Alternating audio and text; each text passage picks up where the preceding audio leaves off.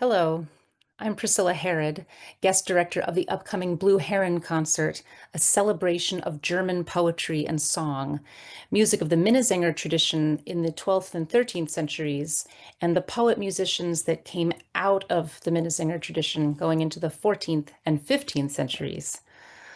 I'm honored that Scott Metcalfe has asked me to direct this program, and I've had a wonderful time putting it together. The concert is, as it's called, a celebration of poetry and song, and thus the voice and text will be in the forefront. But throughout the program, you will also hear from another corner of the music world in medieval and early Renaissance Germany, the professional wind bands, which existed alongside these mostly noble poet musicians.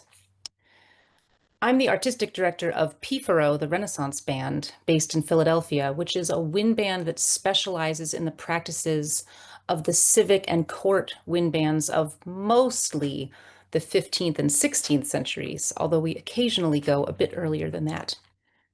When Scott and I were discussing ideas for what this program might be, I pretty immediately thought that my work with Pifaro, some of our players, and the knowledge and experience of Blue Heron's singers, that this ideal combination would be a wonderful opportunity to make this specific program happen.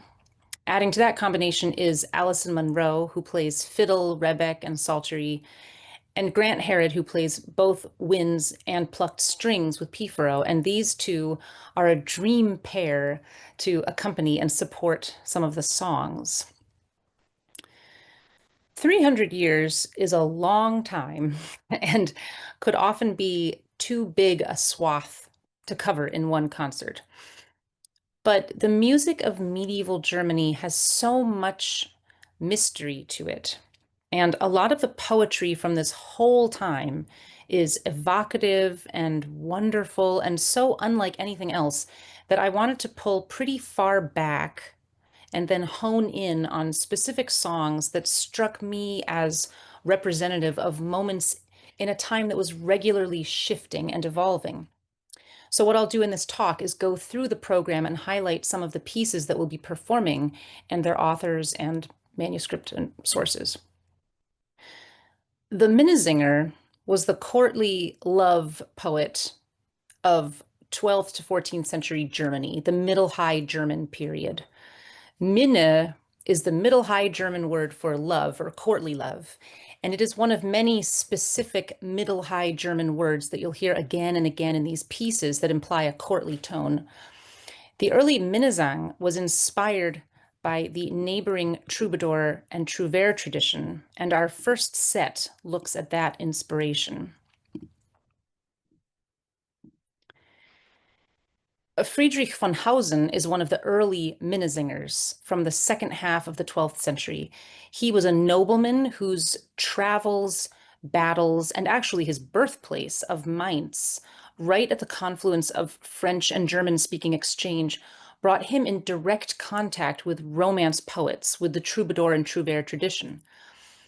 None of Friedrich von Hausen's music survives, but some of his poetry lines up so closely with pre-existing troubadour songs in meter and flow that they're safely considered contrafacta, which means new words replacing the original text.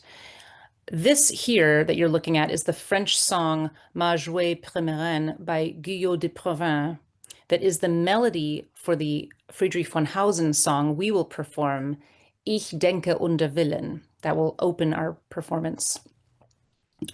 And another example of the French contrafacta is the next song we'll do. Hartmann von Oe's Ich muss von Reta, you can see it up here where this blue eye is. Ich muss von Reta den Tag immer minnen. Again, it's here without music, but it's linked to this song by the trouvère Gas Brûlé that starts here. So that's the music that we are setting the Hartmann von Oe text to. So again, both of these music-less songs have confident connection to these other works that did have music written down. And this talk about troubadour and trouvère influence leads us to an interesting point regarding the mystery of German medieval music that I referred to. The Minnesänger connection to those French and Languedoc traditions wanes around the beginning of the 13th century, so not a lot later. And the music starts to become very much its own German thing. But the poems continue to be written without music for the most part. It is very rare to find written music from the time of the earlier Minnesingers, so from before the 15th century. And that could be because the music didn't seem as important to pass down in written form, not as important as the text did, because oral transmission was still the dominant form of transmission. So a lot of the tunes that are associated with Minnesingers were written down a couple of hundred years after they were around by the Meistersingers, who blossomed out of the Minnesinger tradition during a historical moment in literacy. So we just can't say for certain, usually, whether these are the tunes that the Minnesingers themselves sang. We'll perform three pieces from this more nebulous era. Two of them are by the poet considered the pinnacle of the Minnesinger art form, Walter von der Vogelweide. The first song has one of these melodies that was probably written later by the Meistersingers, and that is Mir hat Herr Gerhard Atze ein Pferd, which is a legal complaint about a horse, and it is wonderful and very witty. Walter von der Vogelweide wrote humorous political songs, but he also excelled in the traditional courtly love genre that was the Minnesingers' main fare. And he even made the courtly aspect more realistic and relatable in many of his works. The second song we'll do is one of Walter's poems that does have music, but it is the tiniest fragment, and it is difficult to decipher. Here is the first line of the song, Viel wundervoll gemachet Weib. Underneath these bigger letters starts this song by Walter. And above it, if you can see, there are staffless neumes, these little bits here. And they are remarkable in that they indicate a lot of ornamentation.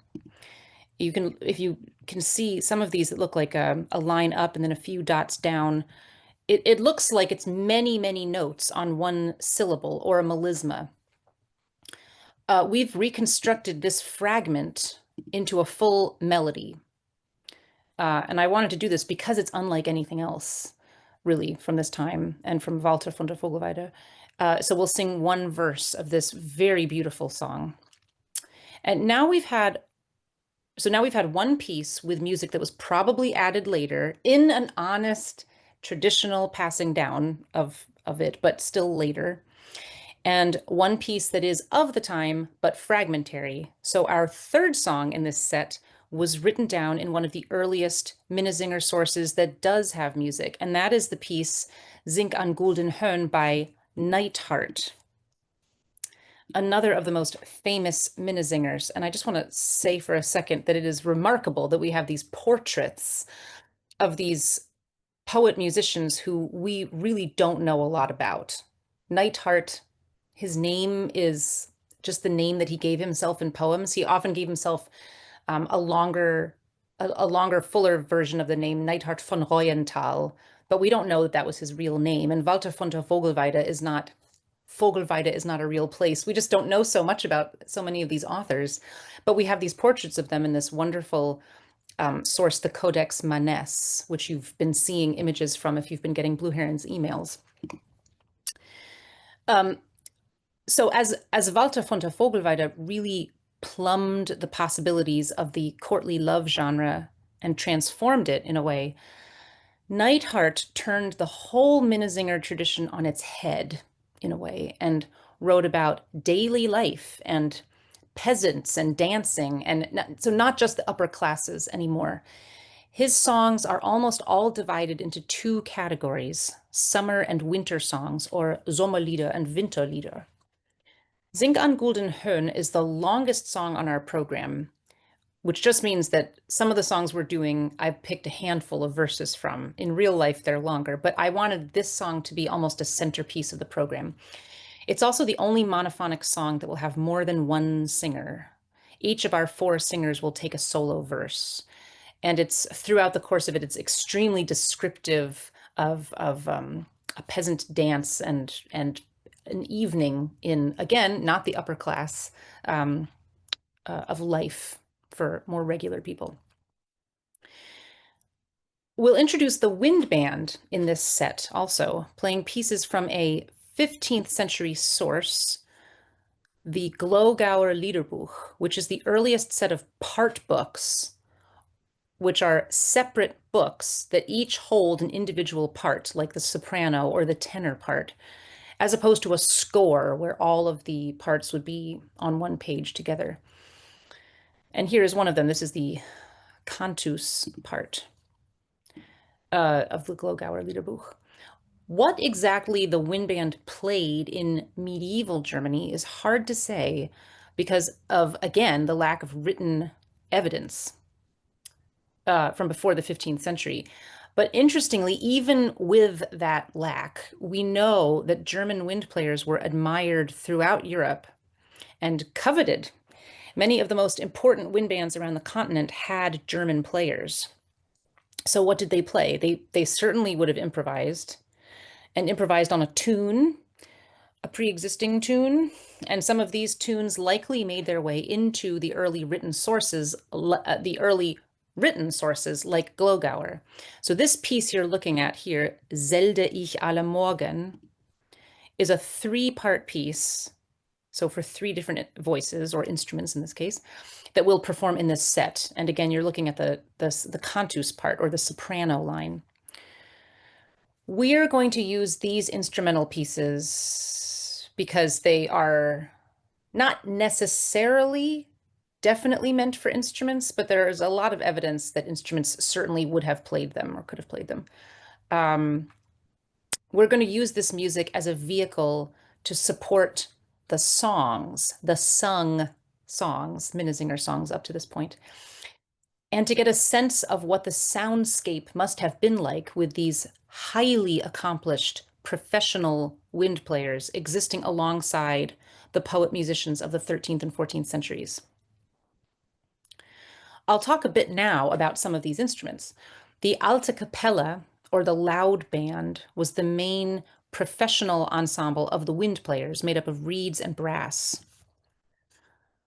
The shawm was the reed instrument of the Alte Kapelle. It's a double reed instrument, and the double reed is this mouthpiece, which is a piece of cane related to bamboo that is cut down, bent, and split so that the two sides vibrate against each other. The shawm is essentially the ancestor of today's modern oboe, and in this image you can see both a soprano size and an alto size, and you'll see both of those in the Blue Heron concert. The slide trumpet was the brass instrument that played with shawms up into the 15th century. The player moves the entire length of the instrument on a slide away from their face into four different possible acoustical positions. The slide trumpet underwent a huge change, though, in the 15th century. And here is the slide trumpet in the front of this picture here, the darker one. So where, with this huge change, where instead of the entire instrument moving on a slide, this new instrument back here stayed mostly put, and the slide became more compact and flexible. This instrument is the sackbut, the ancestor of today's modern trombone. It's also the instrument of the Renaissance wind band that evolved the least into what it is today. I'm really not oversimplifying it to say that the sackbut is basically a very small trombone. I'm going to play a recording now of Pifero playing a piece by the late 15th century composer Comper on three shawms, a soprano and two altos, and a sackbut, which is the typical alta cappella setup of this time.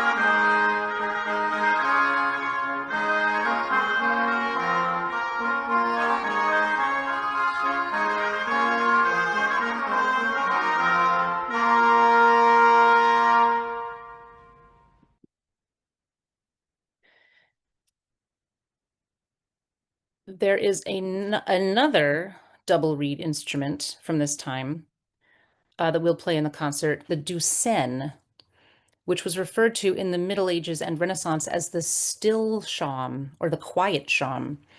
It has a cylindrical bore as opposed to the conical bore of the shawm. So while it has the ability to play with some volume, it can also play very quietly. For centuries, the doucen was known about, but there were no surviving examples or iconography. But one was found on Henry VIII's Mary Rose ship when it was pulled up from the English Channel in 1982. So for the last handful of decades, instrument makers have been able to finally recreate a doucen. Our journey enters new territory now in two ways. One is that we're now in an era with this next set where poets and composers are writing down their music.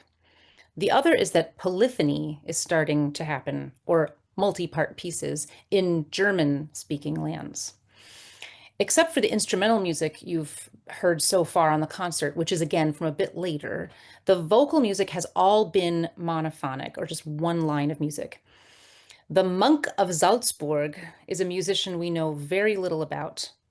We know that he was a monk and that he was from Salzburg. That's about it. But we have a lot of his music because he wrote it down and thankfully it survived. We'll perform two of his songs, secular songs. He also left a lot of sacred work. The Tagelied, or the day song, was a style of song taken from the troubadour tradition, and it describes lovers parting ways at dawn. The monk's Tagelied begins with the text, Gar leis in sanfter Weiß, wach, wach, liebste Frau, or quite softly in gentle manner, awake, dear lady. The whole text is soft and loving and beautiful, but the music is the notes of the harmonic series, which are notes that would be associated with a fanfare. And the title that the monk gives the piece is Das Taghorn, or the day horn. And a trumpet call would probably be an unwelcome wake-up call to two lovers who don't want to part ways. What's even more extraordinary about this sort of clash of concepts, the loving text and the trumpet call music, is that the monk writes directions indicating that the piece is gut zu blasen, or good for playing as opposed to singing. And there's another note that's a little hard to understand, but it seems to indicate that a drone could also be played underneath the melody on a wind instrument. The piece that follows this is our first piece of vocal polyphony. The monk composed the earliest polyphonic lieder, or German songs. And This piece, which I just put up, is also has directions for performance. It's a dialogue between two lovers on this first page, and over here is marked the words Das Schwarz ist er und das Rot ist sie, which means that the black ink is he and the red ink is she. So it's for two singers, but it's one line of music and they alternate. The second line on the next page here is for the third singer, der Wachter, or the watchman. And you can see here it says, Das ist der Wachter dazu, or this is for the watchman. I'll go back to the first page, the top line. There is another set of directions here from the monk, which says, Das heißt die Trompet und ist auch gut zu bläsen. So it says, this piece is called the trumpet, and it's also good to play. Our next set, after this one, begins with another instrument in the wind band, the most familiar of the soft instruments, the recorder. And this is a picture of a very big Renaissance consort, but in the 15th century, these bigger sizes weren't invented yet. The recorder has a whistle mouthpiece, which gives it a very different tone color from the flute or the transverse flute, which has an opening that is blown across, just like the modern flute today. We'll play another piece from the Glogauer Liederbuch on 3 recorders called Es leiht ein Schloss in Österreich, or There is a Castle in Austria, as an introduction to our next poet-musician, the Austrian nobleman Hugo von Montfort. Here he is. Now, I talked about polyphony with the monk of Salzburg. Monophony did not die out, though, at the advent of polyphony. In fact, the practice of singing monophonic song continued longer in German-speaking lands than practically anywhere else in Europe. But finally, we have a poem and its music clearly laid out here by Hugo von Montfort. Here is the first verse, and here are the following ones. Underneath the music, very clear. And actually, Hugo von Montfort was way ahead of his time in crediting the composition of the music to his squire named Burg Mangold. This probably happened all the time, that the Minnesingers had help with the writing of their melodies, or someone else wrote them entirely while the Minnesingers were responsible for the texts, maybe. But Hugo von Montfort wrote down that his squire was the composer of a number of his melodies. There are plenty of people even today that don't credit their actual songwriters. In this set, we'll also visit a new Liederbuch that holds both songs and instrumental works. The instrumental works are mostly organ tablature. In this book is called the Lochhammer Liederbuch. We'll perform 2 settings of the song Elend du hast here, which pretty remarkably exists in a few instrumental settings in Lochhammer and elsewhere, but only this version of one tenor line. You can see the word tenor here in the left in red. Only this version of it is texted, and it's probably the source for the instrumental works. Something that happens frequently in this music is that the lyrics are placed almost haphazardly. You know, a couple words will be placed underneath a very big chunk of notes. These lyrics look like they come after a musical introduction in a way, though. If I sang from the beginning, Elend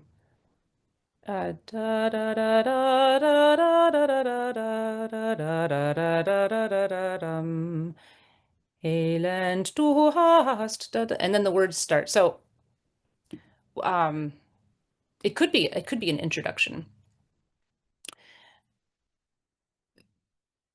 This is a beautiful melody that we will, in our concert, we will sing here in its monophonic version, and then we'll play one of the keyboard versions here that you see here on recorder and lute.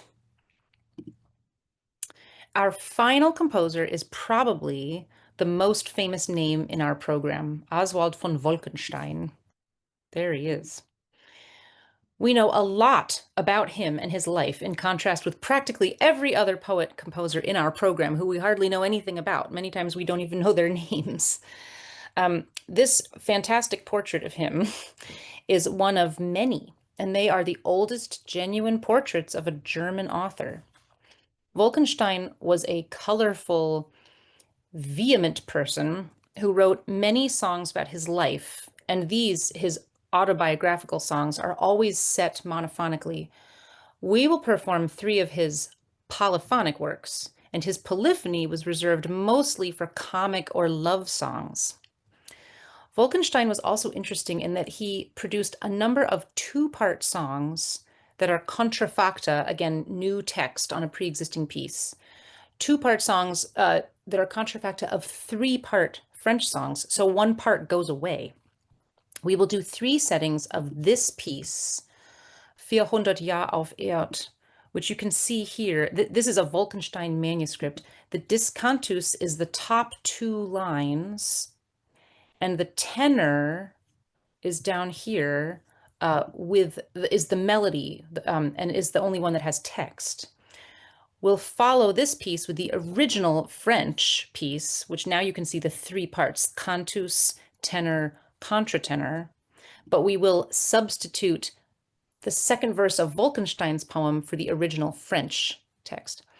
There's also a setting of 400 Jahr in the Buxheimer Orgelbuch, an organ book, which could have been used by the players of the wind band, and we'll play that version on 2 shawms and slide trumpet. After an elaborate lute solo and then another very evocative 3-part piece by Wolkenstein describing a hunt, we will end our concert with what is essentially a drinking song by Wolkenstein, which is written in 1 voice part, but it has the word fuga over it.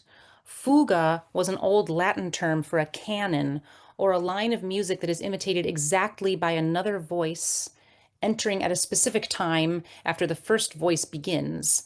So row, row, row your boat is the classic example of a canon. Here you've got the beginning of the piece.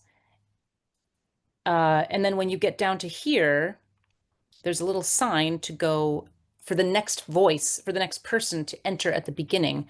And I have a wonderful recording here of the Ensemble für frühe Musik Augsburg singing this. So I'll just play you a bit of it.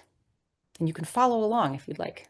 Wird uns dürstet also sehr, trag auf Wein, trag auf Wein, trag auf Wein, dass dir Gott ein Leid verkehre, bring her Wein, bring her Wein, bring her Wein, und dass dir Gott ein Leid verkehre, bring her